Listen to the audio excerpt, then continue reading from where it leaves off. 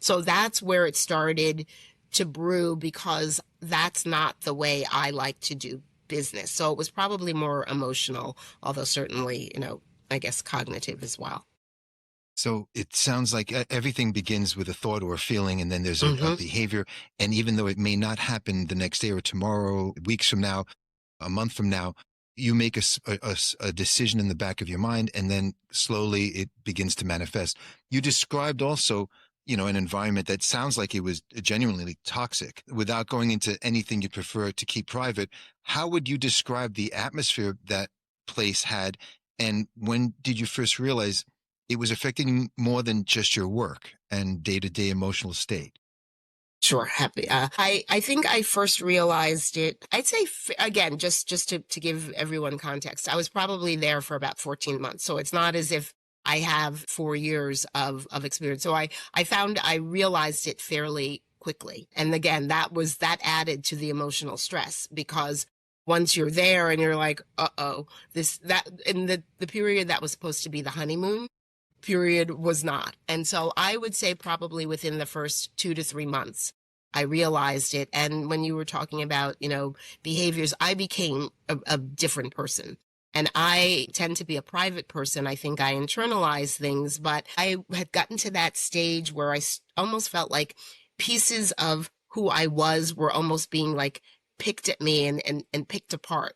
And I could feel myself disintegrating. I could feel a lot of the confidence that I had formerly had, questioning the decisions that I made just professionally. But what scared me or concerned me the most was when my parents could see it and hear it. I happen to be close with my family. I am a parent of children, but when just hearing me, they were like, something is not right. What is happening? And when I would get to the stage where literally before I would go to work, I would dread it. I would get to the office early because I would need to almost center myself to do that. And then I had, quite frankly, I had expense accounts, so I could go out for lunches and drinks and things like that.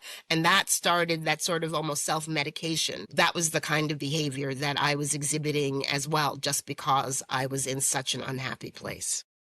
I hear where you're coming from exactly. And I hear this often where the body sends a signal and the mind, and if you're kind of like me, you're a Gen X person, so you're going to go right straight through it like you've been taught. Hmm. Whatever attracted you to the position, you accepted that and you're in this new role. And there are times where we rewrite the script, and it's almost like a form of denial in order to keep going, but it's an acceptance of the greater good. And this is what I've been hearing from many when I speak with them, Hmm. that the narrative changes. What did you have to say to yourself to keep going at the expense of ignoring your emotions and your body? Because your body sends signals of discomfort, of pain, of frustration. How did that work out for you? That's a really interesting question, and I really like that. In terms of what did I have to say to myself to keep going, that was twofold. One was that I didn't want to fail. I'm someone that really fears failure. And I felt so that was the internal tension. And I sort of alluded to it before, because I felt that I had failed myself. And I thought that if I left the situation, even though it wasn't healthy, that I would be, admitting a failure. And interestingly, admitting a failure in terms of, I couldn't do it, but it also meant that I felt the person who, because it was largely one person who made the environment, at least for me, toxic, had won. And that was interesting, because it's that gamesmanship, I think, that I played in my mind. And in this particular instance, I was, my boss, I'd say we had a few pleasant conversations when I started and when I left.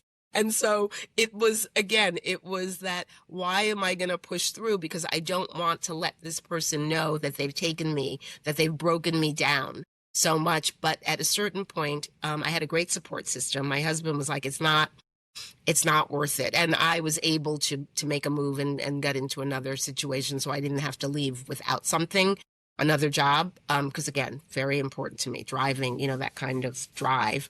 but I was able to say enough and let me start looking for other